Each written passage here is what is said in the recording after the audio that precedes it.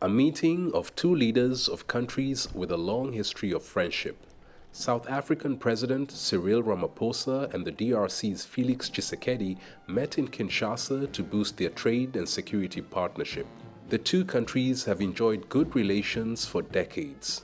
The leaders agreed to deepen that relationship further. On the issue of security, South Africa has been heavily invested and heavily present in the DRC on the eastern side, and we are also going to strengthen that relationship by having a bilateral agreement on security and defense.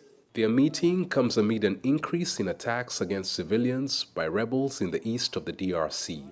Tens of thousands of people have been displaced by a conflict blamed on the M23 rebel group.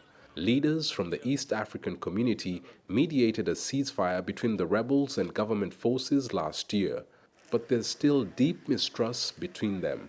The Congolese president used the occasion to call out neighboring Rwanda for using the M23 rebels as a proxy to destabilize his country.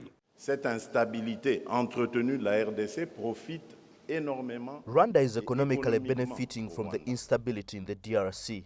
That's why they don't want to have dialogue, and that's why our country doesn't want to have talks with a rebel group that is just a proxy, presented as having legitimate claims. Rwanda has repeatedly denied the accusation and in turn accused the DRC of supporting a militia group of ethnic Hutus known as FDLR. South Africa has promised to provide military training to Congolese soldiers to enable them to defend their country from armed groups.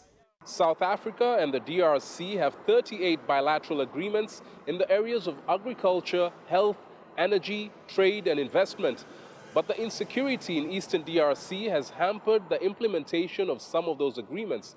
The leaders from the two countries have signed new security agreements to ensure that peace is restored in the DRC to enable trade to flourish.